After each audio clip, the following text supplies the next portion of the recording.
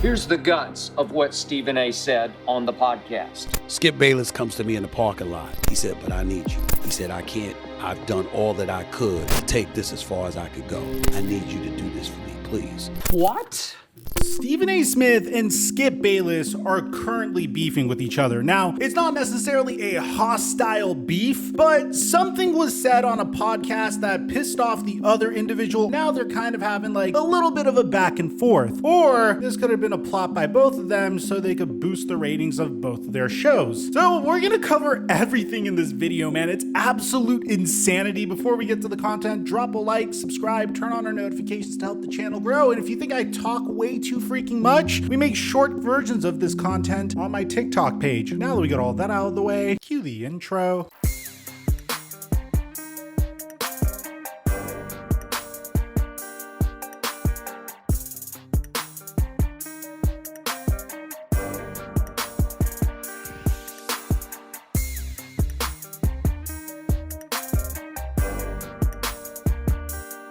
Mic check 1 2 1 2. What's going on, everybody? I don't think Stephen A. Smith or Skip Bayless really need an introduction. Both of these individuals had a huge influence on me. Maybe not necessarily in the style that they do their takes, but I grew up watching them, especially in high school and my college years, and for the most part, I found them to be very entertaining. Now, obviously, at this point, the concept of sports debate shows are kind of in a funky area, at least in my opinion. I mean, you're hearing absolutely bizarre things said to one another. You're watching people like Stephen A. Smith and Chris Mad Dog Russo yell at each other constantly. Let's go through it.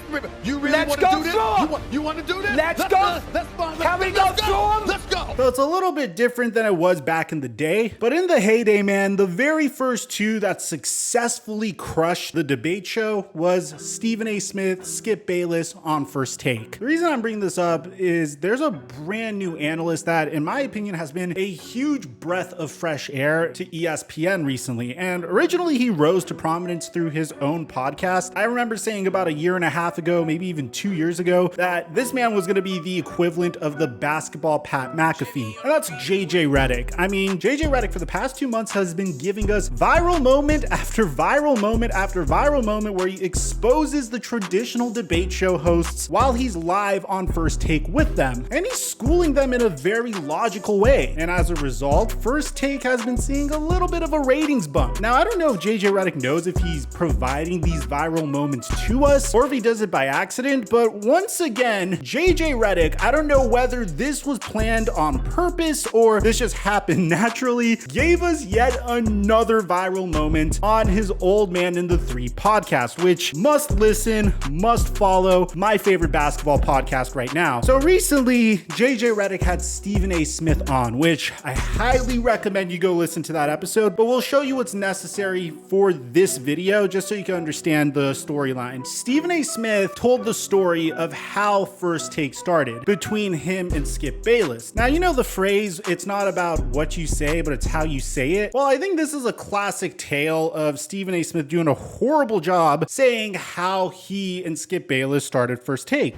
Skip Bayless was doing his thing with First Take, having the two live stews, Jamel Hill, Rob Parker, and various other people debating against him. So let me just set the stage for you guys. Back then, Stephen A. Smith was, with respect to what he is now, he's one of the top dogs, but he was still trying to get his name out there. As a matter of fact, he originally was on ESPN. His show got canceled in 2007. In 2009, ESPN actually lowballed him, and then he went to Fox Sports Radio. He successfully prognosticated that LeBron James, Dwayne Wade, and Chris Bosh were gonna form a big three with the Miami Heat, and then he found himself back at ESPN shortly after, which sets the stage for where they are currently. Back then, First Take is kind of like where it was once Max Kellerman left recently, where they would just bring in a bunch of people to debate against Skip Bayless. I'm assuming they did this just to find someone that had chemistry with Skip Bayless, as they did with Stephen A. Smith, until they kind of settled on Chris Mad Dog Russo. But this is the part that pissed off Skip Bayless. And then in 2012, they weren't satisfied with the numbers, they weren't satisfied with the ratings, the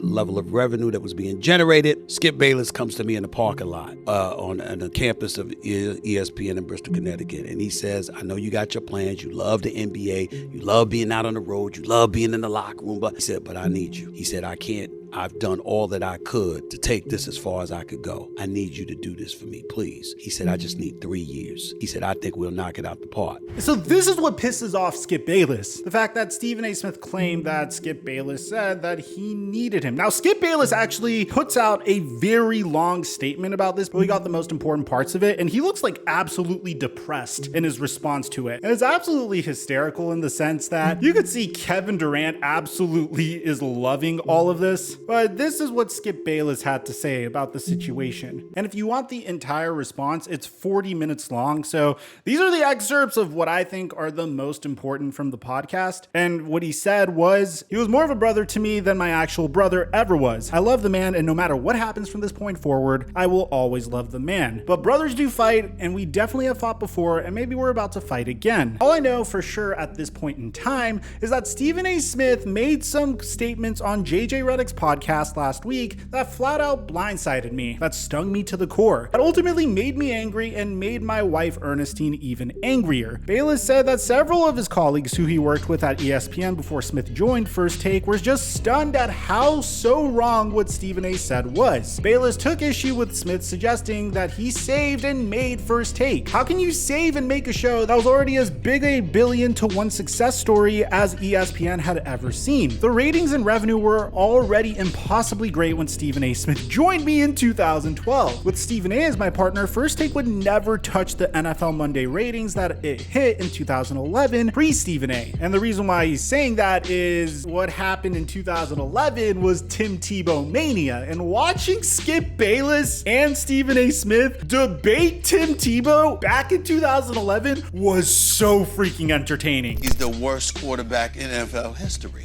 I've never seen a quarterback. Did we get that on videotape? The Denver Broncos could go win the Super Bowl this year, and you would sit across from me on Monday morning and you would say, he can't play, he can't throw, he's not a quarterback.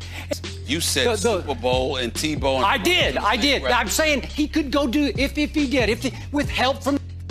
This dude was horrible for 55 minutes. And had I taken First Take as far as I could, seriously, I was just getting started. The rocket had just launched in 2011. Stephen A., how could you? So this is Bayless's side of the story. He apparently first met Stephen A. Smith during the 1998 NBA Finals, and that's where they became friends. They participated in a pilot called Sports in Black and White for Fox Sports Net that was ultimately not picked up. Bayless said because the top bosses at Fox Sports believed Smith would be too much to take on a daily basis. Bayless said he protested on Smith's behalf to no avail. The duo also worked together as co-hosts for filling in for Michael Wilbon and Tony Kornheiser on Pardon the Interruption for 2 weeks in 2004. Now, Bayless actually mentions the portion where Stephen A. Smith left in 2009, saying that the show that they originally based First Take on, Cold Pizza, it stuck around. And Bayless said that in his humble estimation, the debate part of the show was working, and so the show kept kicking. While Smith was hosting on Fox Sports Radio for a couple of years, Bayless said they spoke on the phone weekly. All I continued to hear from him was, hey, I've got to get back to the worldwide leader. And I said to him, I'm going to get you back. Trust me, I wound up knocking on every door on the top floor of ESPN's Power Building in Bristol, Connecticut. I went to John Skipper's office, I went to Norby Williamson's office, I went to John Walsh's office, and I went to Mark Gross's office. I said, you've got to let him back. Again and again I heard, I'm sorry, he's just more trouble than he's worth. I said that he's matured, he's been humbled, he'll be great when he comes back. He's just too talented. He belongs here. You know it and I know it. Now, obviously we know what would happen. The bosses would finally agree and Stephen A. Smith would re-sign early in 2011. So Skip Bayless mentioned that Stephen A. Smith had to work his way back up the corporate ladder. And this drove him and his then girlfriend Ernestine crazy because they knew Stephen A. Smith's potential. Eventually, Skip Bayless proved his concept of a debate show between himself and his eventual First Take producer, Jamie Horowitz. What they did is they replaced all the rest of the Cold Pizza crew with a 2-hour debate show centered around Bayless. 2 Cold Pizza producers told Bayless that this idea would be career suicide for both him and Horowitz, but the ratings went up exponentially. The First Take viewership cannibalized that of SportsCenter and the network's flagship news and highlights program. So as a result, Stephen A. Smith was granted permission to do a weekly segment on Wednesday debating Bayless on First Take, which by that point was its own segment inside of Cold Pizza. And there were automatic fireworks. We had history together. I loved the man. I loved making him look sillier and sillier about Tim Tebow, but he still had to pay his dues. He still got one segment. He began to fudge it, giving him 15 to 20 minutes instead of 10. Maybe he could appear twice on the show. Now, after the season ended, Jamie Horowitz sat down with me and talked with me about what would be the best for the future of First Take. And Skip said, I want Stephen A. Smith to be my permanent partner. I need a constant. I need someone I can trust to be that guy. That way, every day. But in the end, you gotta trust me on this. There was a big part of me that wanted to throw my brother Stephen A. little bit of a lifeline. I wanted to get him back in the door in Bristol. No more local radio and website. He belonged in Bristol. I was hoping to reel him back in, get him back in the graces of the big bosses so he could rise and shine the way he was meant to do at ESPN. But trust me on this, I did not plead with him to take the job. I did not need him to save First Take. It was already a billion-to-one runway success story. Now, this is where the debate starts to happen. It's pretty much, which version do you want to believe? Do you want to believe that Skip Bayless saved Stephen A. Smith, or that Stephen A. Smith saved Skip Bayless? This is essentially one gigantic dick measuring contest between the two former co-hosts, which is ridiculous, man, because Stephen A. Smith actually reacted to this, and it's gonna blow your mind what he says. But both of these individuals are literally at the top of their field. You can say whatever you want about Stephen A. Smith and Skip Bayless's takes, but you have to admit that they are incredible businessmen that have already set themselves up for generational wealth as a result of their ventures together. Even though Skip is doing his thing on Fox Sports and Stephen A. is doing his thing on ESPN, their partnership was very fruitful. Now, Stephen A. posted onto Twitter, and this is kind of weird because I don't know if this is an apology or if this is him denying it, so you could let me know in the comments. My only comments on this matter: I didn't lie about a damn thing. This is nothing more than a misunderstanding. As I've stated on many occasions, Skip Bayless made First Take. He carried it on his back for years, and when he asked me to come on, he needed me because he carried the show on his back for years. He needed a permanent host. He asked and chose me. Because of his decision, I've enjoyed the success I have. Because of him,